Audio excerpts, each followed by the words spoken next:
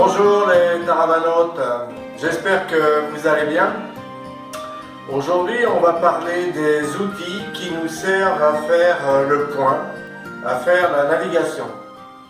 Alors le premier d'entre eux c'est l'ordinateur. C'est un PC standard qui est disposé en permanence sur la table à cartes. À ce PC sont connectées deux choses. La première chose c'est un GPS, ce qui permet de connaître en permanence la position du bateau.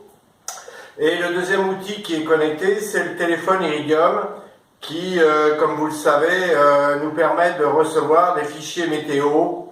Nous utilisons aussi des cartes électroniques sous forme de support SD, qui sont donc lues directement sur l'ordinateur. S'ajoute à cela, bien entendu, un logiciel qui permet d'établir la route, qui permet de suivre la route, qui permet aussi, le cas échéant, de la modifier. On peut ainsi superposer à la fois la carte, la position du navire et les cartes météo. C'est comme ça donc qu'on peut définir la meilleure route dans les meilleures conditions de vitesse et de sécurité pour Taravana. Cet ensemble-là, il existe aussi sur chacun de nos PC, à Andrea et à moi-même. Donc on a deux niveaux de secours le cas échéant. On avait aussi deux autres GPS de manière à être dans un niveau de sécurité maximum. À cet outil s'ajoute une tablette qui dispose des mêmes fonctionnalités, donc à partir de laquelle on peut faire la route, on peut suivre la route. Et c'est un outil qui est assez intéressant, qu'on a beaucoup utilisé au moment des arrivées. Donc quand le barreur est à l'extérieur, la tablette est facilement installable dans le cockpit. Et en permanence, il peut voir à la fois l'entrée du port avec ses propres yeux et constater sur la tablette que les choses sont cohérentes.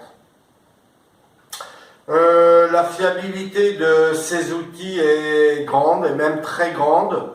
Je crois que nous avons constaté peut-être 2 fois ou 3 fois maximum des écarts entre notre observation physique et l'indication sur la table à cartes.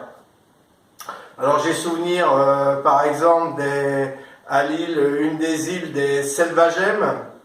Je vous invite d'ailleurs à regarder sur internet où ça se trouve, les Selvagem. Donc là il y avait un écart de 600 mètres entre la position du bateau physique au mouillage, donc ça c'était indiscutable, et l'indication que nous donnaient les cartes. Et l'indication qu'elle nous donnait, c'est que le bateau était sur le sommet de l'île. Donc voilà, quelques petites erreurs, mais globalement ce sont des outils vraiment fiables et d'une facilité d'utilisation incroyable. Alors la fiabilité n'empêche pas de disposer de cartes papier et d'un savoir-faire d'une navigation à l'estime. On a rencontré plusieurs équipages qui ont subi la foudre, dont l'un a totalement perdu tous ses outils électroniques d'un seul coup. Plus d'électricité, plus de batterie, plus de téléphone, plus de PC.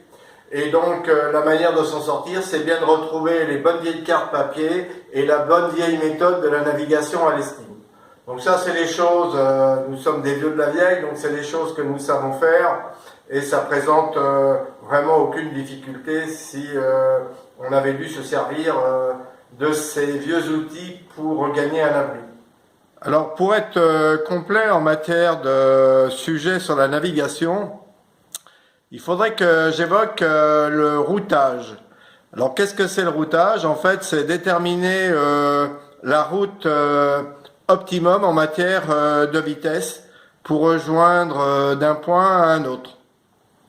Alors la fonction routage, elle existe maintenant sur beaucoup de logiciels et c'est une fonction que nous, on n'a jamais utilisée de manière automatique. Je disposais aussi d'un logiciel spécifique sur mon téléphone et je crois que j'ai dû l'utiliser une ou deux fois, pas plus. En fait, le routage, c'est nous qui le faisions à partir des fichiers météo qu'on recevait et on connaît bien la vitesse de notre bateau selon ses allures. Et donc, c'est un job qu'on faisait nous-mêmes. Le logiciel fonctionne à partir de données météo, à partir de la définition d'un point A et d'un point B, et à partir de polaires. Alors qu'est-ce qu'on appelle les polaires? En fait, c'est les vitesses du bateau en fonction de son allure et en fonction du type de vent qu'il reçoit, de la force du vent qu'il reçoit. Donc nous, on aime bien faire ce boulot-là. Et c'est vrai que moi j'adore travailler sur la table à cartes, donc j'ai passé des heures et des heures durant ce tour du monde à faire le point, à regarder sous ces aspects-là, et je crois que ça risque de continuer encore longtemps comme ça. Voilà, pour être complet sur ce sujet. Il me reste plus qu'à vous souhaiter une bonne journée, chers taravanautes. Je voulais vous signaler aussi le fait que j'arrivais un peu au terme des différents sujets qui me semblaient intéressants d'aborder avec vous. Et si vous avez vous-même des questions nouvelles, puisque j'ai répondu à certains d'entre vous, n'hésitez pas à me les poser, j'essaierai volontiers d'y répondre. En attendant, portez-vous bien, et puis de toute manière, je vous dis à bientôt. Ciao!